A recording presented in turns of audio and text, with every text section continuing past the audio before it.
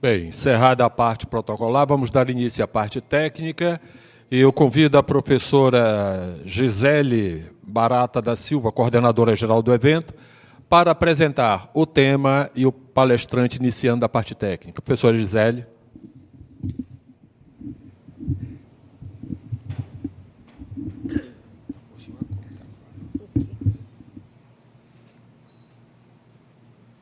Então, iniciando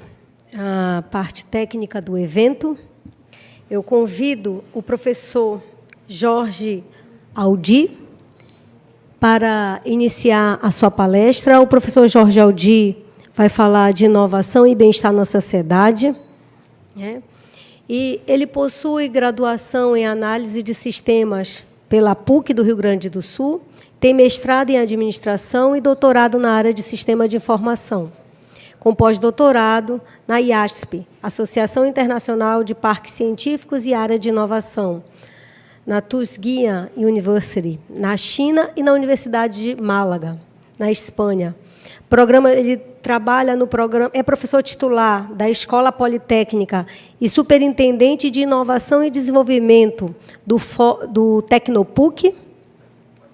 Foi presidente do FORPROP, do Fórum de Pró-Reitores de Pesquisa e Pós-Graduação das Universidades Brasileiras, da IASP, que é a Latino-Americana Associação dos Parques de Ciência e Tecnologia na área de inovação,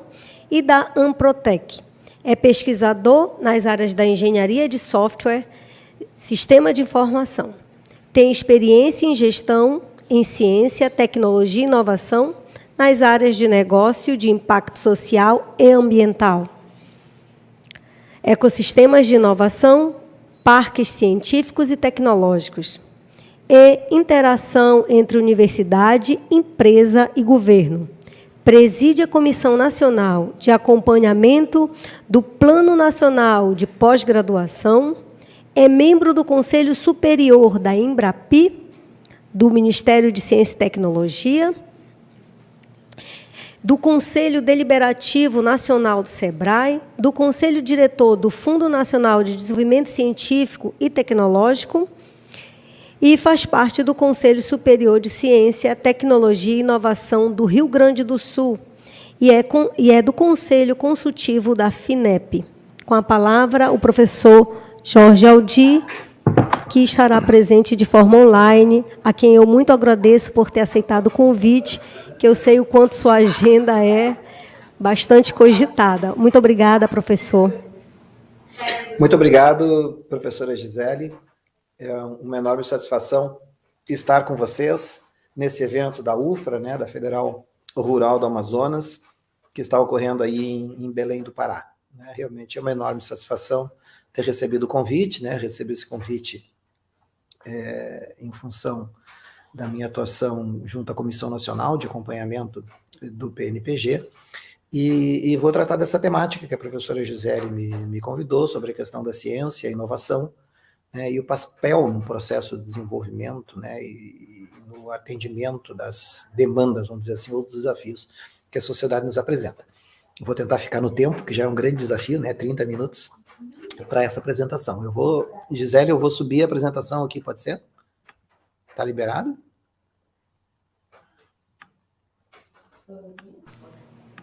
Sim.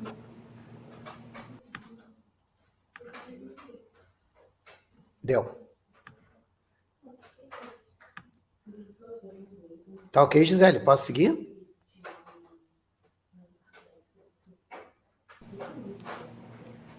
Ok, professor, a palavra está com o senhor. Muito obrigado, então. Então, a ideia é conversarmos nesses 30 minutos sobre essa temática, né, da ciência para a inovação, dentro dessa perspectiva, né, da ciência que gera tecnologia, que gera inovação e que atua no sentido de direcionar, né, e buscar soluções para os desafios da sociedade, como, por exemplo, na área do desenvolvimento sustentável, né? Bom, principalmente num contexto como o de vocês, né, na Amazônia, uma região tão importante, nem digo para o Brasil, né, para o mundo, e o desafio, eu imagino, de encontrar os caminhos do desenvolvimento sustentável da Amazônia seja uma ação absolutamente central da Universidade Federal rural do Amazonas. Bom, então vamos falar um pouquinho do contexto, né, em que a gente está falando, né? Nós estamos falando de um contexto de transformações, né? Uma das formas da gente enxergar ou entender o que é inovação é exatamente como um processo de mudança, né? A inovação sempre envolve mudança. Ela sempre envolve risco também, ela sempre envolve conhecimento, mas ela sempre envolve mudança. E nós estamos num momento, né, da sociedade de profundas mudanças, seja de base tecnológica, seja por questões sociais, né, e grandes desafios. Talvez não exista a melhor expressão desses desafios do que as ODS, né, os Objetivos do Desenvolvimento Sustentável da ONU, que eu vou retomar ao final dessa fala, né, dessa palestra aqui com vocês. Mas uma característica central desse momento que a gente vive, sem dúvida nenhuma, muito mais do que as mudanças, né, porque as mudanças sempre estiveram presentes, é uma característica do próprio desenvolvimento do homem, né, da sociedade, desde que nos entendemos por gente, mas o que chama atenção nesses últimos anos é a velocidade com que as mudanças ocorrem, né? Essa característica exponencial, aonde a velocidade da transformação, a velocidade da mudança é muito maior do que a nossa capacidade de perceber e nos ajustarmos a ela. E isso é que causa essa, muitas vezes, perplexidade perante as múltiplas possibilidades que vão surgindo e se sobrepondo umas às outras, né? Principalmente dentro dessa lógica da inovação disruptiva, que é aquela que rompe com padrões anteriores e estabelece novos patamares, seja qual for o processo que a gente esteja analisando. E muito especialmente nesse momento que a gente vive, que nós estamos no limiar da emergência, vamos dizer assim, de uma tecnologia rompedora, como a gente costuma chamar, que é a inteligência artificial, né? Muito provavelmente desde a década de 70, desde a segunda metade do século passado, quando está situada, vamos dizer assim, a chamada revolução da tecnociência, cujas maiores expressões foram e são os computadores, as redes, a internet e todos os impactos que nós vivemos até hoje em função daquela transformação, né, daquela revolução da tecnociência, nós estejamos agora no limiar, né, no início de um novo período, de um ciclo disruptivo, como foi aquele muito caracterizado nos anos 70, quando surgem os microcomputadores, a internet, as aplicações civis da rede global de computadores. Nós estejamos agora vivendo um período similar com a emergência, então, da inteligência artificial, da ciência de dados, né, essa lógica de uma tecnologia pervasiva, né, ubíqua, que impacta a sociedade como um todo, dentro dessa lógica que muita gente gosta de usar, né, de que a inteligência artificial é a nova eletricidade, né, ela é pervasiva, né, ela estará em todos os lugares muito rapidamente, né. Isso associado a toda essa área de data science, né, de ciência de dados, de big data, internet das coisas, 5G, o aumento da banda, né, de transmissão, isso oferece uma gama de possibilidades enorme, né? Muito pouco conhecidas ainda, com precisão, que impactos isso vai ter. Como todo momento de transformação significativa, como foi nos anos 70, é muito difícil prever com exatidão o grau de impacto de transformação da sociedade em todas as suas dimensões, seja na saúde, né, que a gente vive hoje esse período ainda dessa crise sanitária global, seja no âmbito da educação, a nossa área, né, eu atuo aqui na universidade também, estou agora aqui no Tecnopuc, no Parque Tecnológico aqui da PUC, seja em todas as áreas da vida, né, do conhecimento nesse momento, né? Então é um momento realmente de muitas transformações, em que talvez um dos impactos mais sensíveis para todos nós que atuamos na área de educação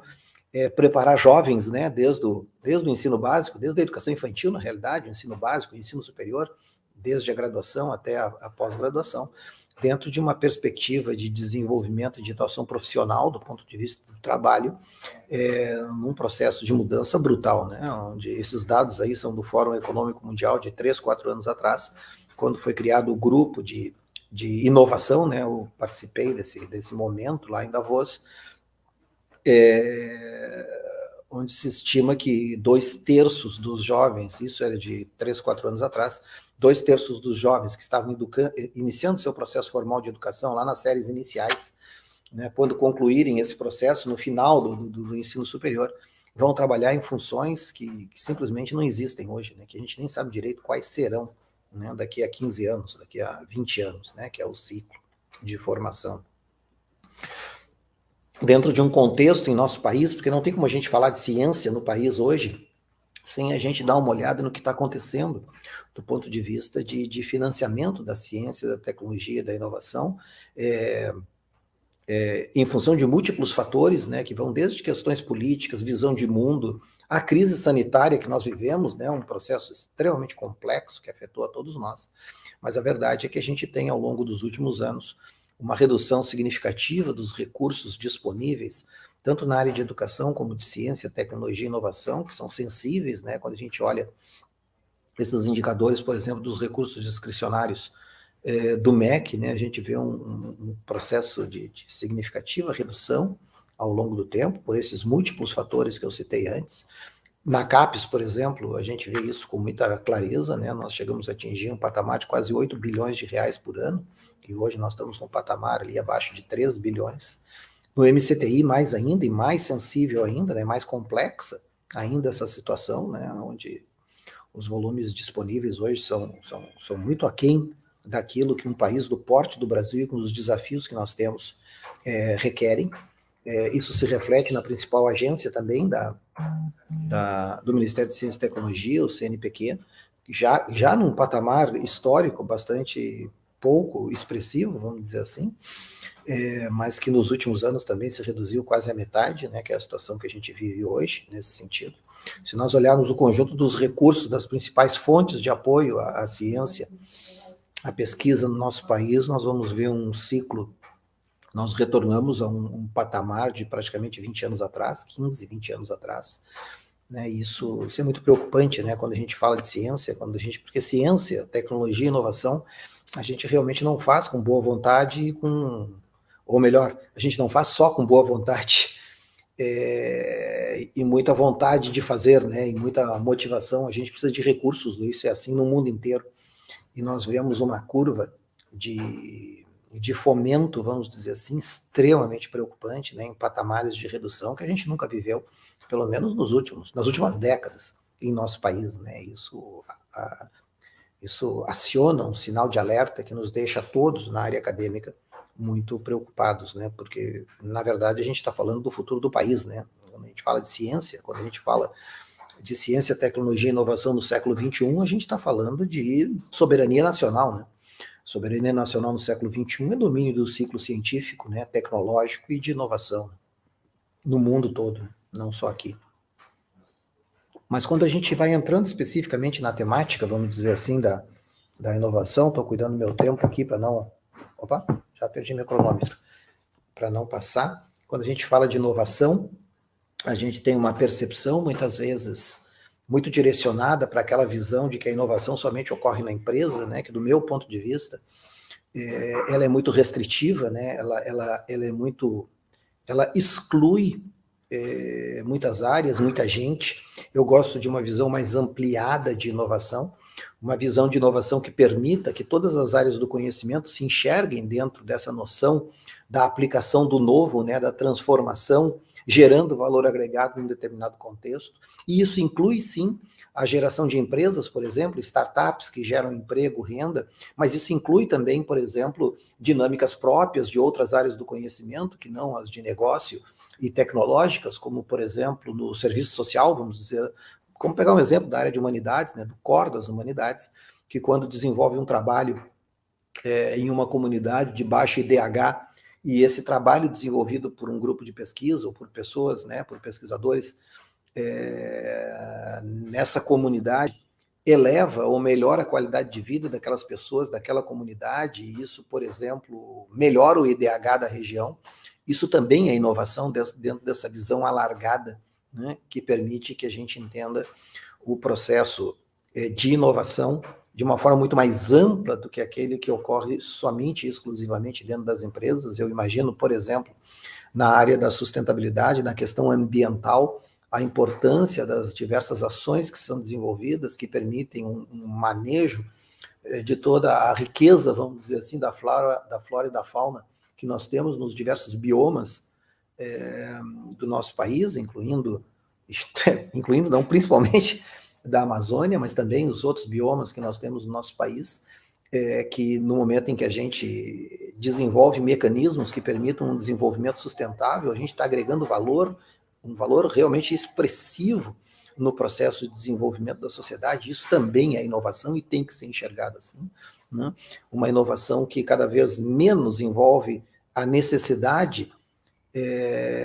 da tecnologia e cada vez mais envolve a criatividade, né? Eu hoje tenho muito claro de que quando a gente fala em inovação, a gente está falando de conhecimento, aquele conhecimento que é aplicado com muita criatividade e coragem para transformar a realidade. E vejam que propositalmente eu não uso aqui,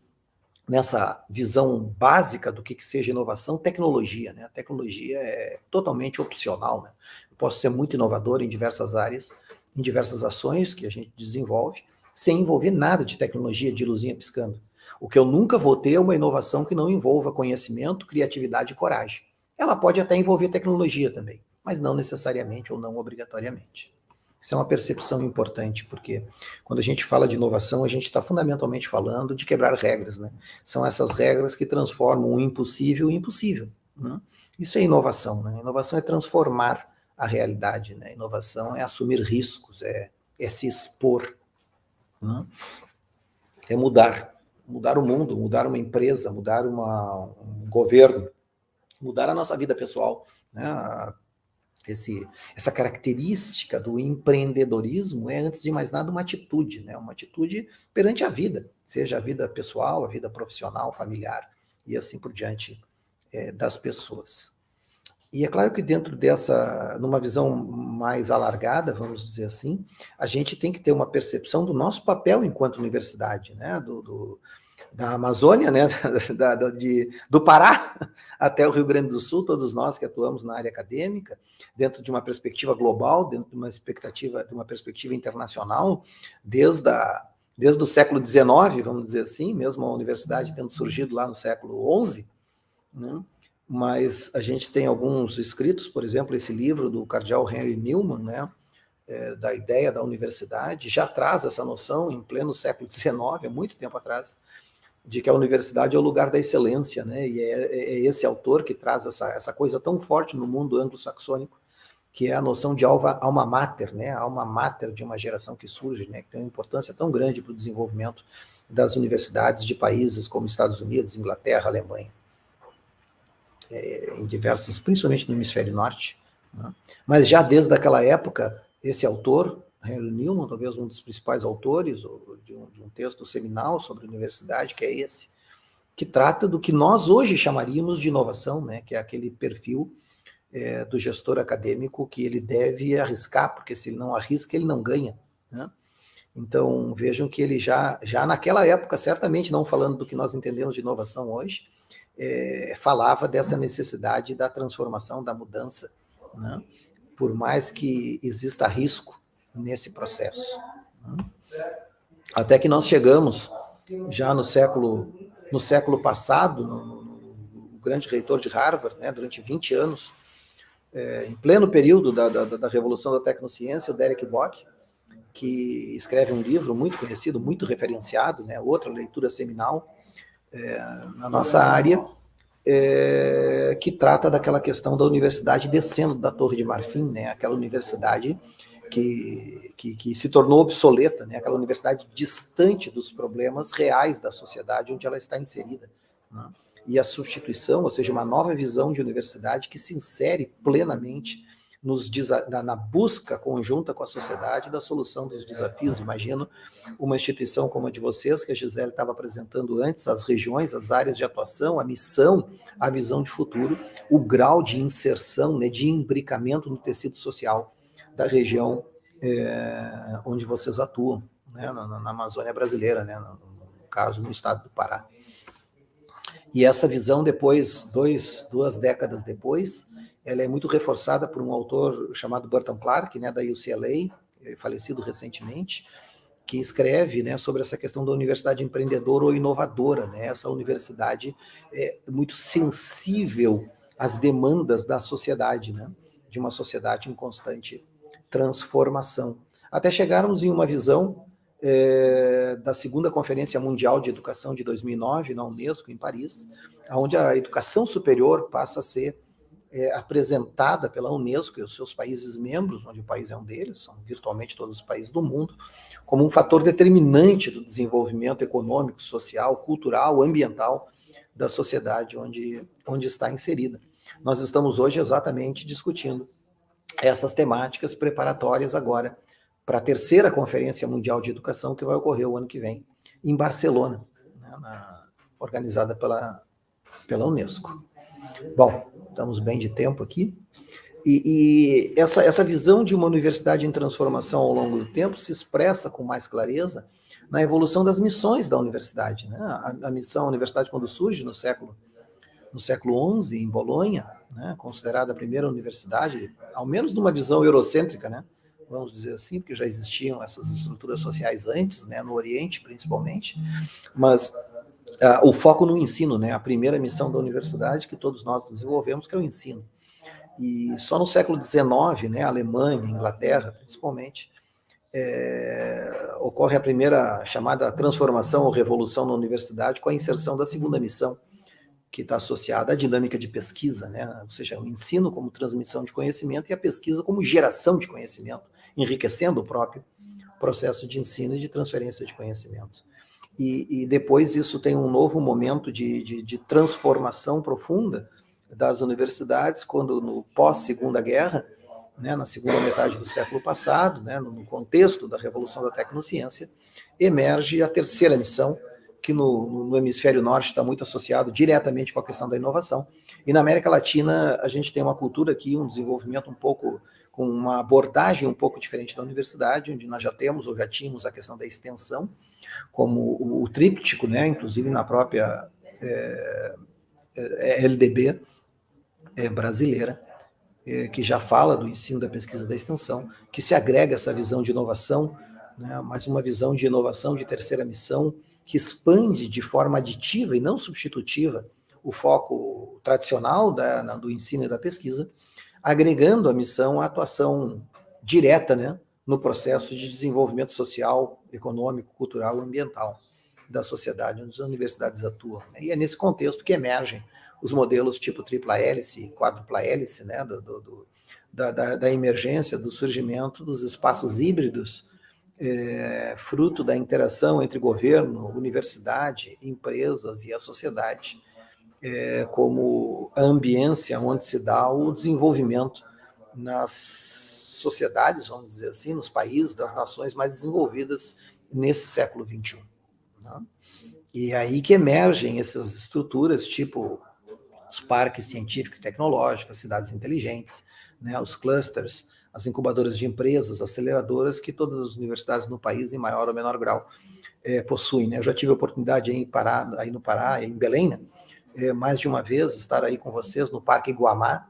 né, que envolve uma articulação muito importante da Universidade Federal e diversos outros parceiros acadêmicos, empresariais e de governo, que é um dos parques de referência do nosso país. Né? Bom, então é dentro desse contexto, né, que emerge toda essa questão da tripla hélice, né, e as derivadas, principalmente na área da terceira missão, que do ponto de vista nosso, né, das nossas instituições universitárias, se expressam de diversas formas, né, a atuação da universidade nos ecossistemas locais, né, tanto institucional quanto local, de inovação, né? Eu estava assistindo a apresentação da Gisele na abertura da UFRA, aí, da Federal Rural do Amazonas, e ela fica muito claro, né, em toda a abordagem que vocês apresentam, esse grau de inserção nas comunidades, né, nas diversas regiões, no compromisso, né, com esse, como é que eu vou chamar assim, esse compromisso com o desenvolvimento sustentável da região, de que vocês são originários, né, da Amazônia, ou seja, isso demonstra na própria visão estratégica da universidade esse compromisso, né, com o ecossistema local, né, e é claro que na área de inovação isso se expressa nesses diversos processos que levam o conhecimento transmitido e gerado na universidade para a sociedade, né. Acredito que no caso de vocês, muito relacionado com a questão do desenvolvimento sustentável, né. Os mecanismos de geração de empreendimentos, tipo incubadoras, aceleradoras, né? Os ambientes de inovação institucional, como, por exemplo, geração de startups, que vão trabalhar com por exemplo, toda essa biodiversidade incrível da Amazônia brasileira. A questão das interações com a empresa, talvez o modelo mais tradicional e antigo, né, de interação com a sociedade, nessa dimensão da terceira missão, são os projetos de P&D. Os NITs, né, vocês devem certamente ter na instituição de vocês um núcleo de proteção, transferência de tecnologia e conhecimento, né, os NITs nas universidades federais, os escritórios de transferência de tecnologia em outras instituições, né, a prestação de serviços qualificados em áreas muito específicas, onde a universidade detém conhecimentos diferenciados e os oferece, vamos dizer assim, à sociedade. Os Fab Labs e laboratórios compartilhados para uso por parte das empresas, governo, assim por diante. E talvez a última fronteira desse processo, viabilizada a partir da aprovação do chamado Código Nacional, né, de Ciência, Tecnologia e Inovação, que é a participação das instituições de ensino e na geração de fundos de investimentos, né, e de apoio a startups. E claro que essa área dentro das instituições requer uma estrutura da mesma forma que a primeira missão, que é o ensino, requer uma estrutura, tem pró-reitoria de graduação, tem estruturas de curso, coordenador de curso de graduação, comissão coordenadora, NDE, e assim por diante. Assim como a segunda missão, a pesquisa, tem pró-reitoria de pesquisa, pró-reitoria de pós-graduação, PPGs e assim por diante. Da mesma forma, a terceira missão também requer uma estrutura, né? Requer uma estrutura própria que faça a gestão dos ativos intangíveis institucionais gerados pela pesquisa, que possibilite a instituição, né, e o funcionamento dos NITs, que possibilite a implantação de uma incubadora, uma gestão dos mecanismos de geração de empreendimentos, parques tecnológicos e todas as estruturas próprias da terceira missão, da mesma forma que a primeira e a segunda requerem isso, né? E essa é uma imagem do nosso reitor, irmão Evilásio Teixeira, e esse é um aspecto muito importante que a gente reflete muito aqui na PUC, né, até por sermos uma instituição comunitária, né, confessional, as preocupações de que quando a gente atua na terceira missão, a gente passa a ter um grau de interação com um segmento da sociedade, que é o empresarial, que nem sempre compartilha os mesmos valores, as mesmas, por natureza diferente, vamos dizer assim, da ação que desenvolvemos. Essa relação, essa interação é fundamental, mas ela tem que ser feita também com muito discernimento, né, de forma a não comprometer o marco referencial, vamos dizer assim, das nossas instituições, expresso na missão, na visão de futuro, nos valores institucionais e assim por diante. E essa área, ela sendo estratégica e sendo uma das 3 missões da universidade, ela tem que atuar no nível estratégico institucional, e é nesse sentido que a gente vê nas principais universidades brasileiras já hoje, pró-reitorias de pesquisa e inovação, pró-reitorias de inovação, diretorias de inovação, superintendências de inovação, né? A importância da vinculação direta ao reitor enquanto uma das missões essenciais da universidade, a consciência de que as ações na terceira missão, elas não são ações administrativas e financeiras, o que elas fazem é gerar resultados financeiros, mas não são ações administrativas e financeiras. Da mesma forma que a primeira missão, ensino, a segunda missão, pesquisa, também não são ações administrativas e financeiras, elas geram resultados, mas elas são ações próprias das missões básicas de uma universidade.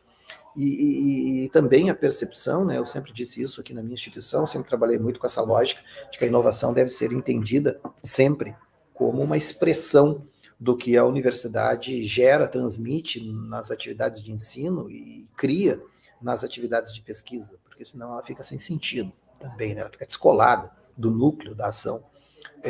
institucional de uma universidade, que é o ensino e a pesquisa, né? Nos últimos 5 minutos, então, Gisele, a termos de consideração final, eu acho que a grande pergunta, quando a gente fala sobre sustentabilidade, que a gente fala sobre qual é o nosso papel enquanto universidades, né, como nossas instituições podem contribuir para os desafios da sustentabilidade, sejam globais, sejam locais, desde a graduação, né,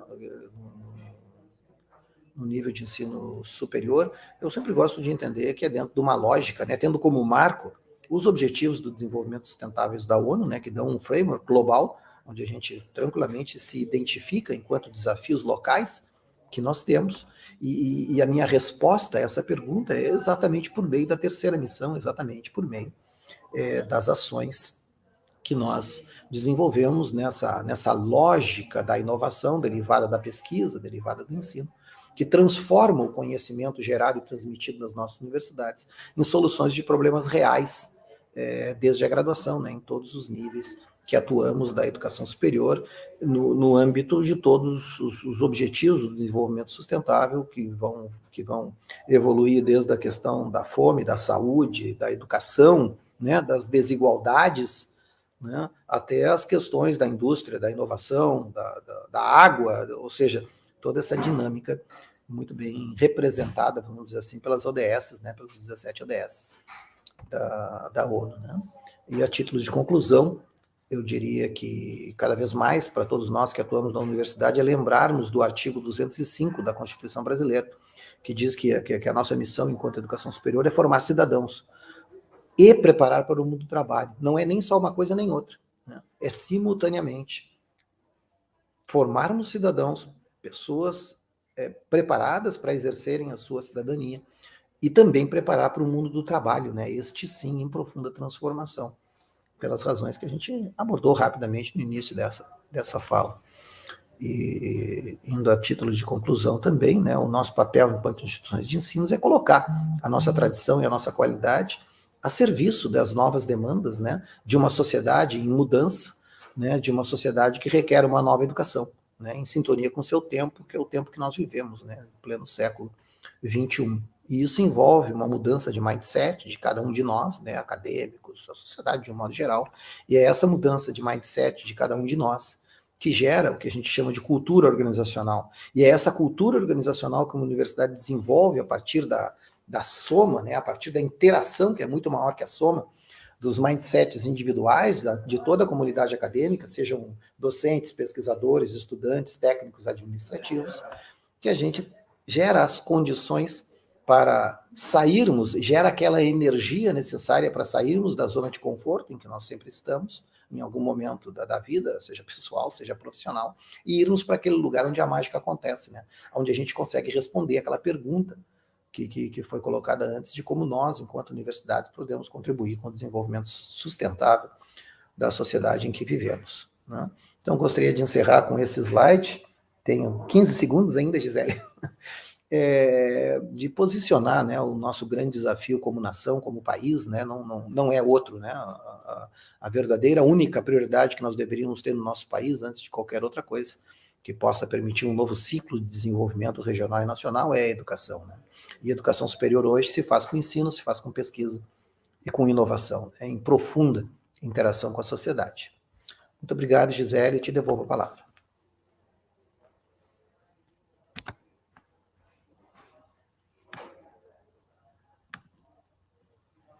Obrigada, professor Jorge Aldi, pela inovação. Hoje o senhor do Rio Grande do Sul pôde estar aqui conosco a mais de 4.000 quilômetros em Belém do Pará, falando como se estivesse aqui. Isso é inovação porque alguém acreditou no passado que isso ia ser possível e com a Covid isso foi mais disruptivo.